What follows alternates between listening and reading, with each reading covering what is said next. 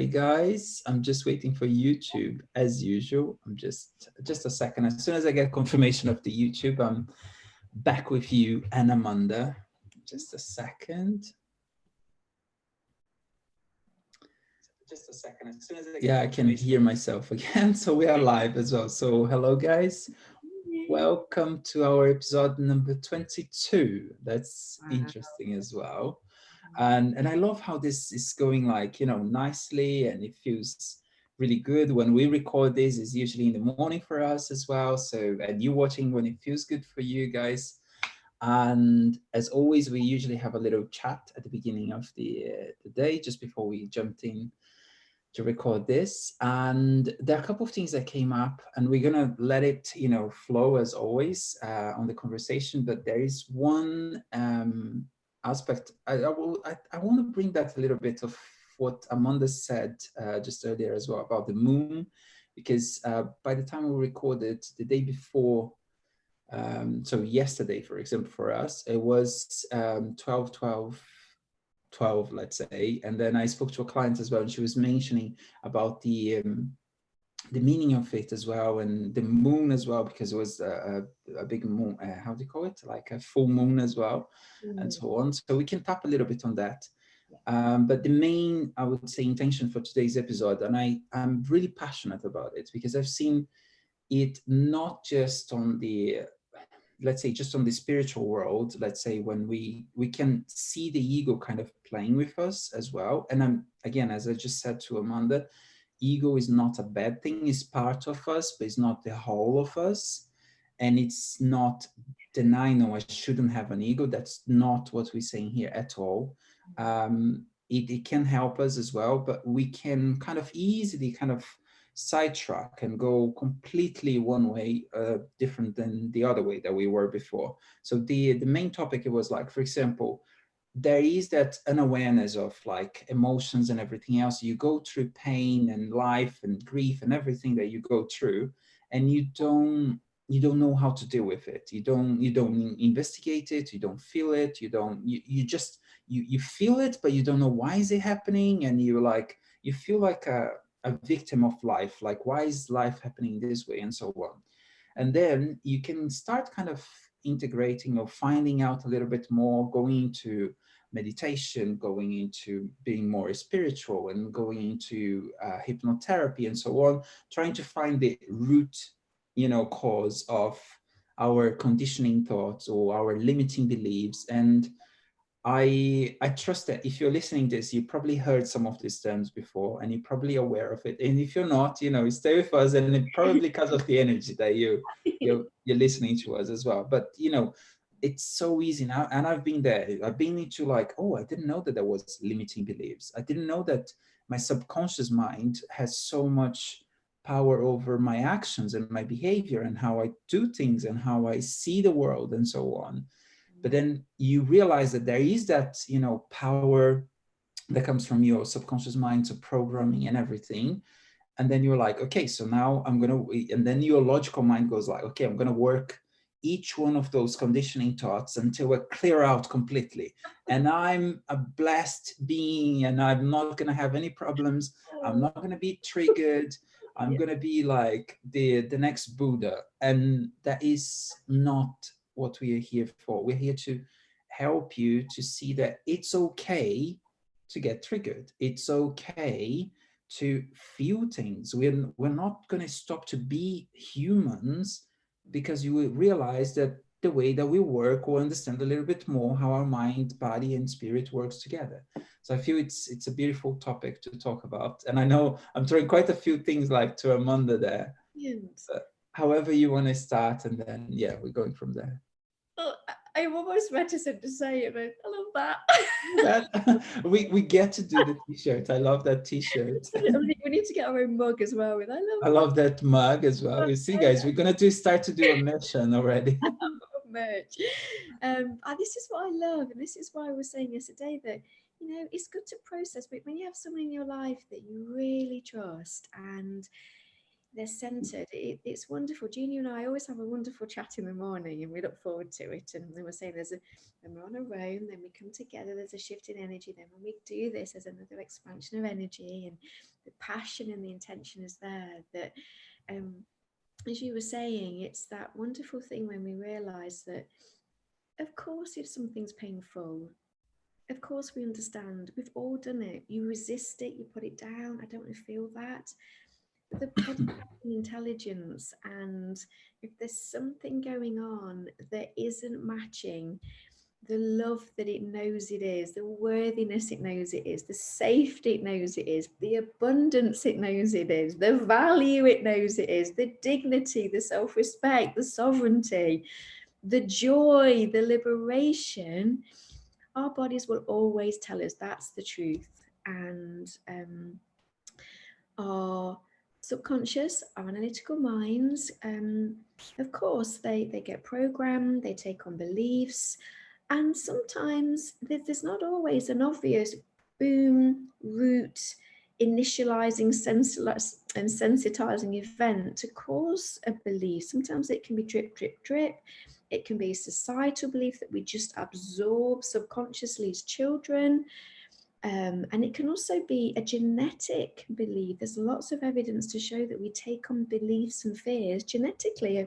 As we said, I think in another episode, there's been lots of genocide grandchildren who have nightmares about the genocide and fears of certain places. So the mind will always, the ego, completely separated, is very logical and very analytical. It will try and work things out in its head. But often it's forgotten to reconnect with the love and the intelligence of the body. And then also our soul, our heart, our higher self, our higher intelligence. I don't mind what people call this. Some people call it, just our higher self, just our emotional intelligence. But it's that part of us that is beneath the conscious, subconscious patterns. It's even there beneath our bodies as well. And it's that space that never gets triggered. It's always calm and loving and safe and intelligent and can observe. It responds. It has discernment. And it's that part that's always trying to talk to us. It's always trying to get us our attention. And that's why Jeannie and I are, again, very passionate about sharing that just throughout the day. And even as you're listening to us now, just feel what our voices feel like. Feel the calm. And also there will be a download coming through. Because what we're saying is all those patterns, all that ego that's lost and a bit scared, it's being integrated back into our bodies, back into our higher selves and our consciousness. So we're not getting rid of anything, any part of ourselves. We're integrating it back into our hearts, back into our bodies, back into our souls. And I love the fact that we can say, I know at the time of recording, it was a full moon, 12/12, and full moons, when we talk about people being lunatics, the lunar, because what happens is the full moon has a strong gravitational pull, and that's why it pulls the tides, doesn't it? It affects our tides, it affects lots of things on planet Earth, but it also has a very drawing effect on us. So whatever's hidden, a little bit weighty, a little bit, I'm not looking at that, it's behind my left kidney, gets pulled up to the surface. And that's where it's an old wives' tale that, oh God, it's the full moon. It's a lunatic. And I read a book where this old policeman was saying that they knew when it was a full moon, their cells would be fuller, there's more crime gets committed, because these patterns, it's only when these patterns come to the surface that we can look at them. So Julia and I were saying that either way, if you're very spiritual, doing lots of work, you can get a little bit, like you wonderfully said, well, I need to make sure there's no darkness in me. I have no subconscious thoughts. So then I'll just be a pure vessel of light. Oh, and I'll be okay. That's not what it's about. Or the other way of, oh, that nonsense. I'm not looking at myself. Don't want to feel anything. So going to work it all out in my head. And what we're saying is a beautiful bringing together of whatever you're feeling, honor that, you're feeling it. It's a time to honor yourself, to go within, to reconnect, to feel those feelings. And when we feel those feelings from a place of calm, we're not saying that they will instantly be processed and you're off. Sometimes it can take, a couple of days sometimes. If it's something really deep that's being processed, a real deep wound or trauma, it can take a few days, or a real deep pattern, a real deep family pattern that Jean and I have talked about. And it's okay to be with that. Feel those feelings. And we know that as we feel them, a bit like grief, the waves come up, we feel it subside, and then that calm comes in, that feeling of love. It's okay, I feel open. And in that space, we can feel a contracting emotion. We can feel sadness or anger or confusion or blame or doubt. We can feel all of that, whether we're the ones projecting it at somebody else or we're blaming ourselves. And then in that space, we get to know who we are. We get to know kind of why we're here. We get to know our purpose and what our passion is. And in that place as well, our frontal cortex opens up. And that's the place where we receive inspiration, our higher ideas. And also we get to know more of who we really are. And our personalities can shine through as well, because you've obviously noticed Junior and I are quite different. Yeah, and that's good. But we have this mutual passion for sharing this, to allow people to have a liberation and to be who they are. And there's a freedom in that, there's a joy in that. And that's what we're doing, sharing all that we've learned professionally and personally, aren't we? We're here to be authentic, to be vulnerable, to say whatever you're feeling, it's okay. You're not broken. You don't need fixing. Nothing's gone wrong. This is just a wonderful opportunity to heal and then bring in more of who you really are, that liberation and joy and wholeness, safety, trust, faith. You're not on your own. Life's supporting me. Life always wants the best for me. I'm infinite value. I am love. I am. We can get quite spiritual and deep with some of the terms we use, and then we can forgive other people for them forgetting that they're that as well. And it doesn't mean in that forgiveness we forget, or we say, well, okay, keep punching me in the face, or keep emotionally punching me in the face, because that's what love is, accepting abuse or poor treatment. We're not saying that, but it's good to feel and you're not doing anything wrong. I feel, Amanda, thank you so much. And as you were saying, and I feel whoever's watching this as well, you can feel a little bit of that connection with yourself just by listening to Amanda.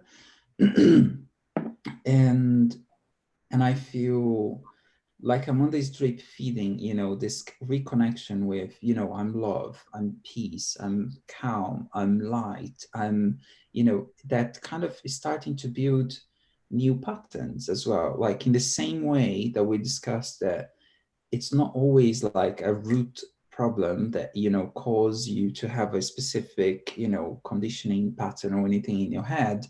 It might have been, a little, conditioned thought that came from generations of like, no, you're not good enough. No, you can't do that. You can't do that. You can't do that. You can't do that. And it's not a specific point in time that it happens, but that drip feeding that happens in there. Yeah. And like, if you, on the other way around, like being around, people like we're doing now, do you see what I mean? Just for me, it's a blessing just being around Amanda and like hearing this every single day, do you see? On like, you are love, you are calm, you are peace, you are, a being that deserves to be here. You have a purpose, you have, do you see? It starts to rebuild things. Again, I remember from studying the mind a little bit with like when I was doing the coaching and everything that, usually a new belief comes from impact, which is, something traumatic that happens. You see, you crashed a car and you were thinking something at that moment, and it can create a new pattern in your mind in that way. But also through repetition, which is like that drip feeding of everything that happens over and over again.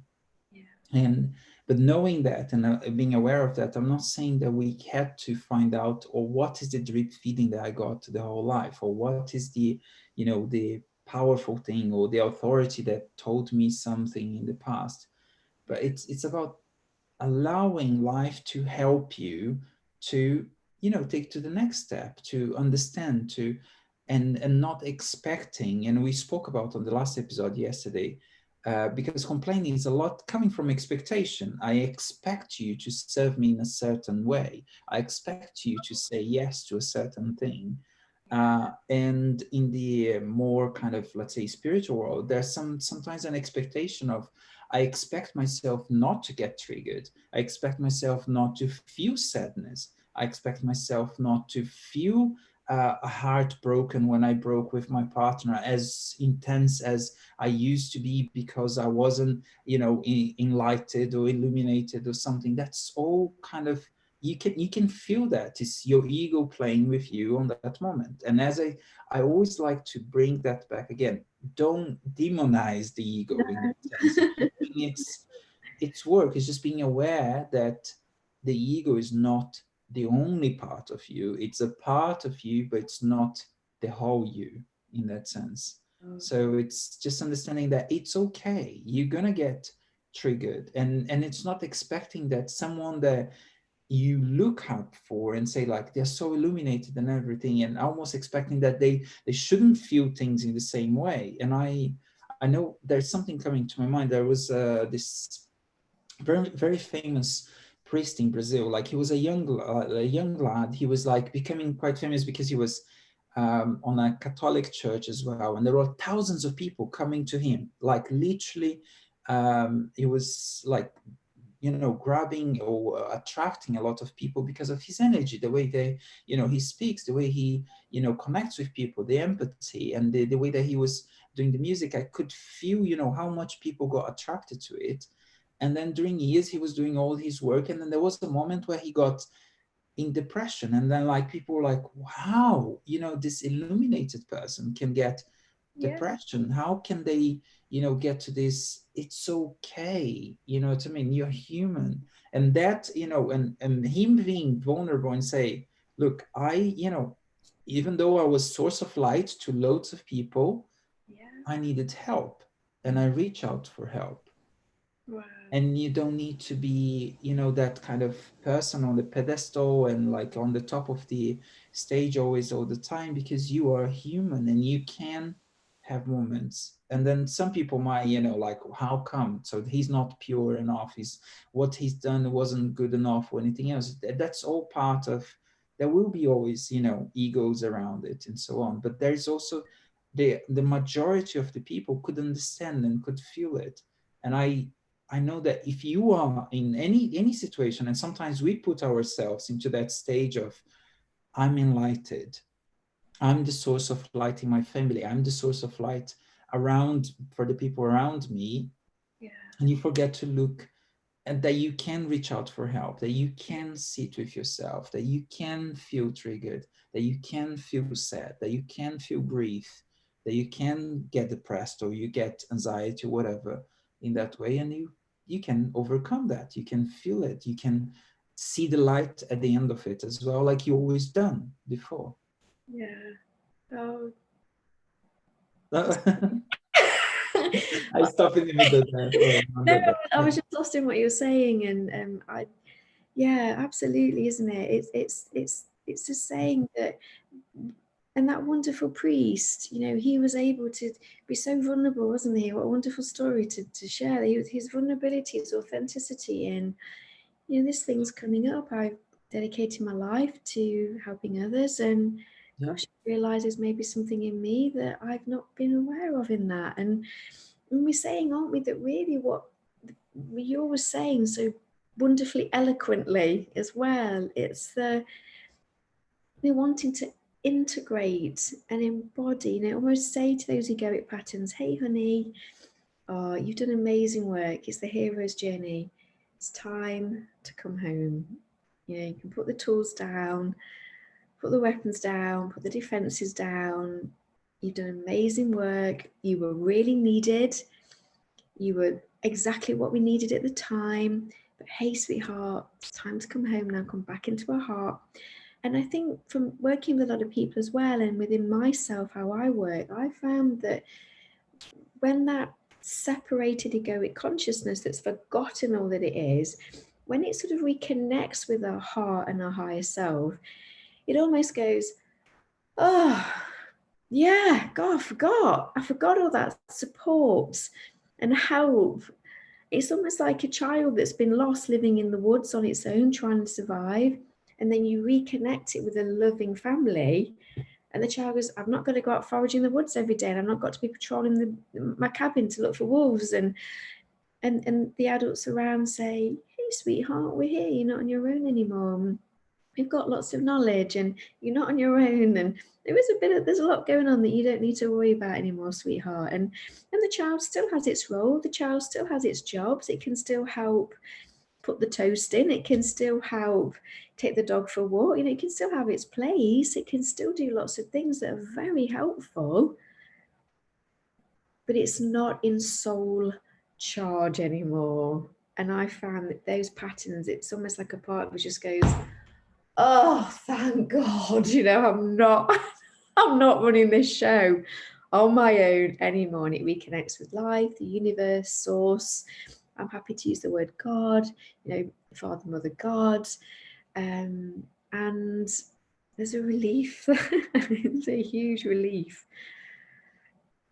Yeah, and I can feel, you know, the relief comes from that place of, you know, connecting with God, you know, source, you know, your heart, your inner self, which, however, universe, however we call it. And I want to keep it like quite open there, because there are different ways that we connect with it, and there are different, you know, beliefs, there are different ways that we raised on, different cultures and so on in that way. And yeah, as Amanda was saying, it's just like allowing yourself to reconnect. And again, as we've been saying on every single episode in here, I just want to reinforce that again.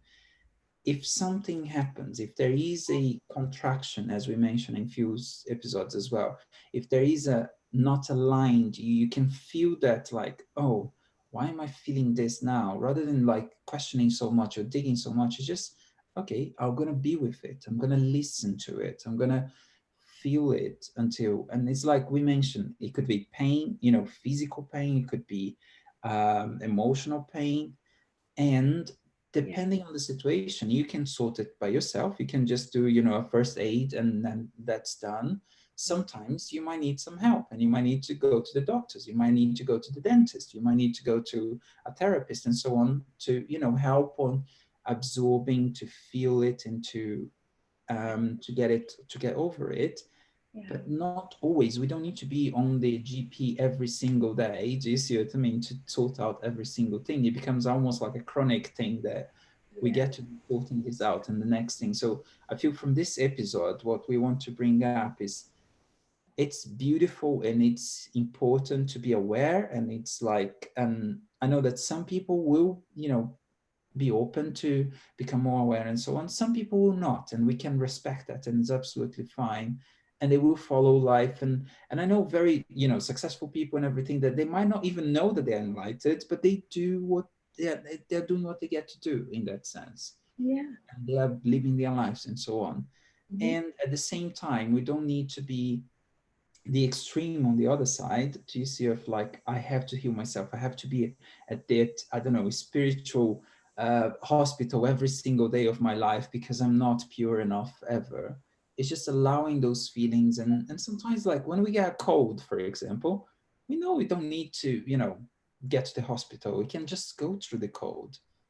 Maybe have, you know, a warm drink, maybe have, I don't know, honey and lemon tea or whatever it is that it feels good for you, to allow the body to rebuild itself again and allow that reconnection between the body and the soul and so on. So that's, I think that's the main intention from this, you know, episode for you guys, is that yes, you have everything you need inside of yourself, There's nothing wrong with feeling things because you evolve, let's say. And I don't like too much that evolve, because it entitles that someone is not evolved enough. Do you see what I mean? But in your journey, you might step in few steps, and you may feel like, no, I shouldn't be feeling what I felt few steps back. That's not, the whole intention there. It's okay for you to feel what you're feeling, to take the steps to reconnect with yourself.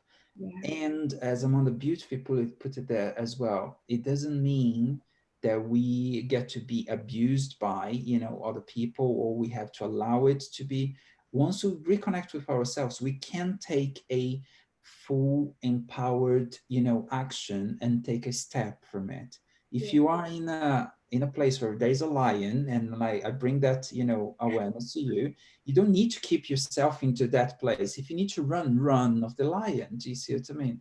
It's not good for you, neither for the lion, for you to stay in that situation where you both, and it's not that the lion is a bad thing, it's just have its own, nature, and it's doing its own thing.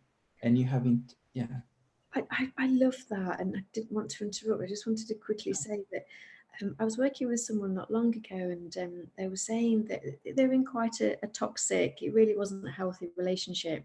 Yeah. And they were saying, but I need to stay because they keep triggering me. And it's obviously things I need to heal. And oh, as I just felt in with her and we sort of felt into that, actually it was almost, no, he just keeps rewounding you. Just keeps rewounding you.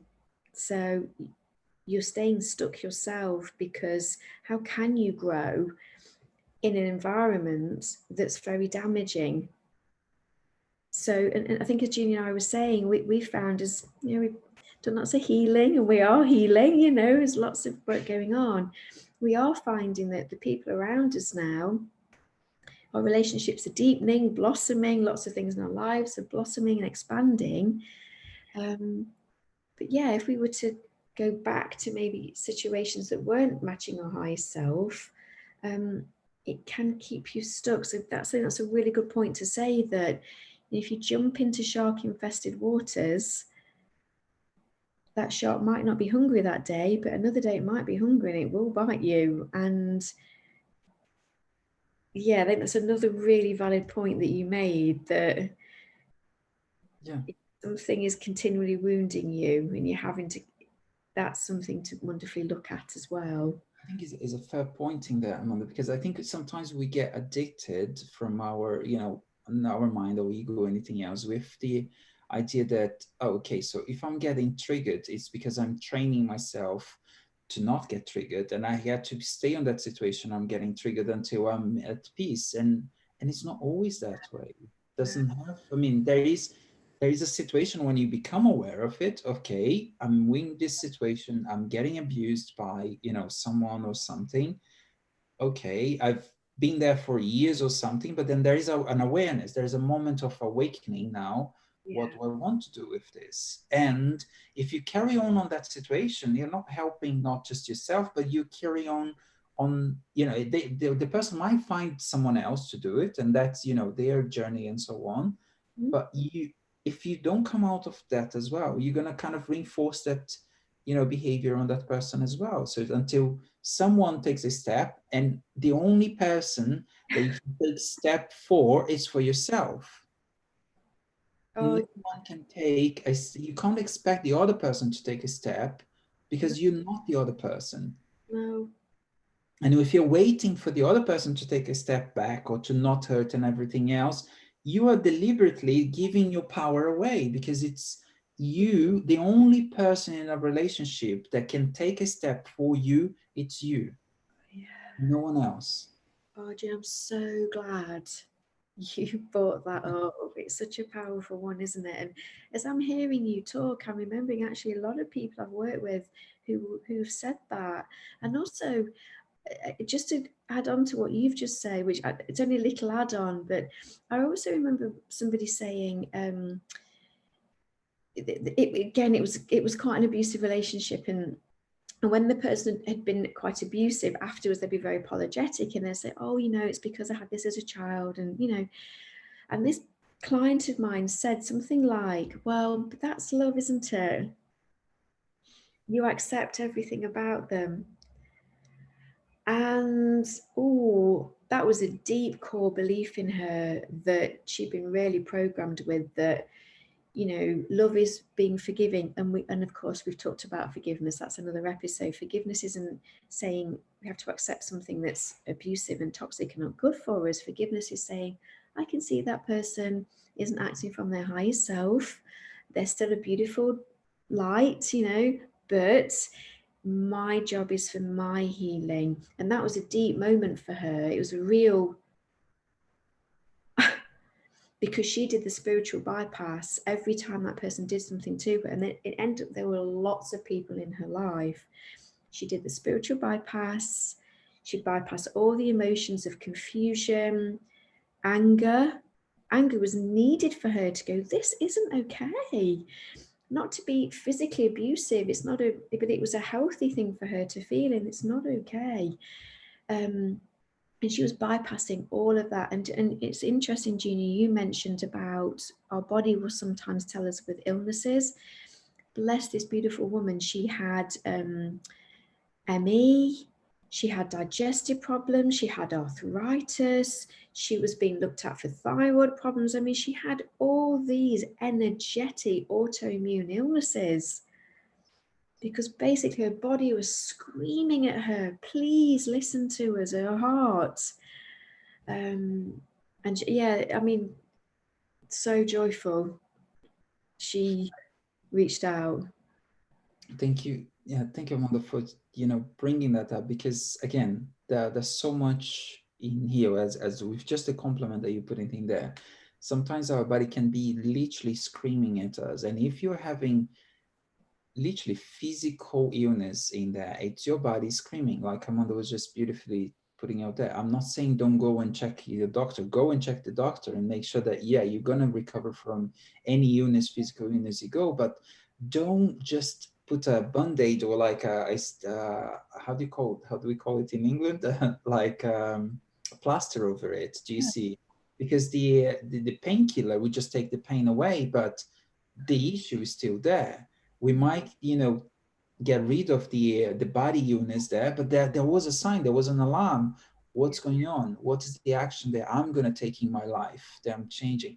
And again, it's not always just your fault in that sense of, like, as you beautifully put, that women believe that love is actually allowing yourself to be, abused, and because people are that way and so on. And so it's just a misunderstanding what love is. And for me, unconditional love is to be able to be yourself and allow the other person to be themselves. And even if there is pain in separating, even if there's pain on, following your path, you are truly loving that person.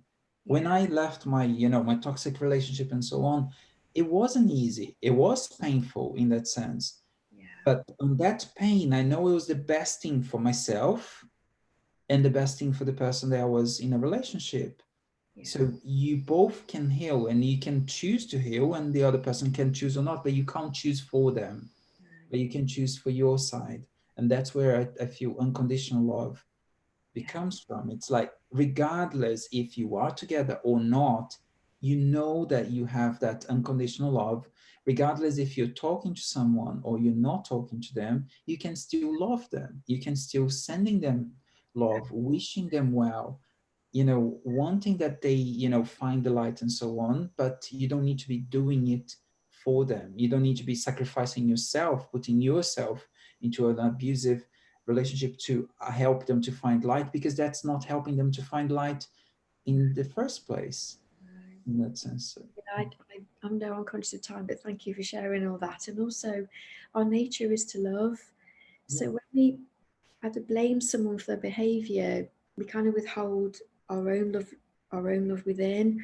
So when you can go to that place when you've gone through the emotions of blame, anger, confusion, projection, resentment, when you get to that bit, you can say, as you've just said, oh, we all feel relief when we come back to that feeling of love. there is a feeling of deep soul love here, but that doesn't mean to say that their behavior is okay. And I can love them, I can let them go, but there's a returning to love in our hearts. Yeah. Which is, we are, our nature is to be loving. Thank you. And I think we can end it up in there. And then I just want to kind of just reinforce a few things that Amanda just said in there. You can feel, anger, you can feel, discomfort, you can feel, I don't know, resentment, you can feel all of those emotions. As we label them negative, they're not, they're just there basically to make us aware. If you feel inside of yourself, if you align and sit with them, you will find that inner love and that, source of love inside. It's not, and we're not saying being angry is wrong or being angry is right, that you get to be angry all the time. But if you listen to the emotion, if you be with that, it will allow you to take the next step, because anger makes you take an action. Do you see what I mean? It's like, come on, I'm getting hurting here. What I'm going to do with it? Yeah. In that sense. And if you feel inside and if you listen to it, you will know what step to take. Not from a place where you can't think of anything, or it really taking a reaction or anything, but like really taking centered, like, you know what, yeah, I get to move out from this relationship because it's going to be the best for both of us, in that sense.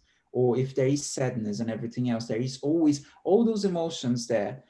Yeah. We may label it negative, and it feels discomfort and feels that contraction is only there to guide us, to show us. And even the physical pain, the physical illness and everything else are there as well to show us, hey, are we going to do something? Are we going to do something? Are we going to do something with it? Do you see? Are we going to reconnect with our love? Are we reconnecting with ourselves? And Yeah. then listen to what's the next step from there. I love that.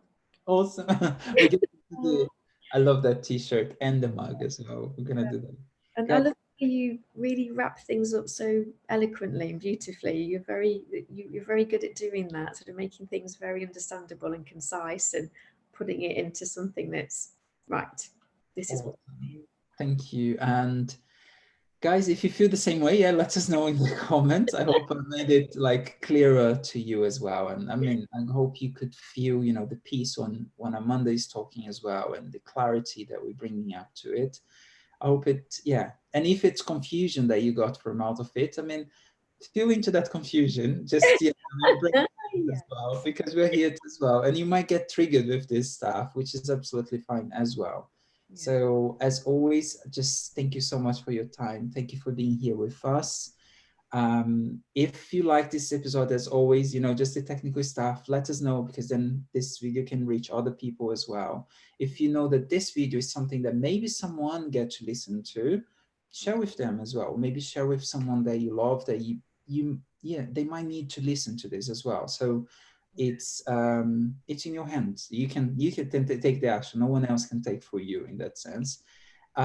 If you haven't subscribed yet, press that subscribe button as well, so you can get the notifications as well, and press the bell button. If there is anything that you agreed or disagreed, or anything that feels good to comment below, let us know in the comments. And we see you on the next episode as well. So thank you. Lots of love. Bye bye. Bye bye.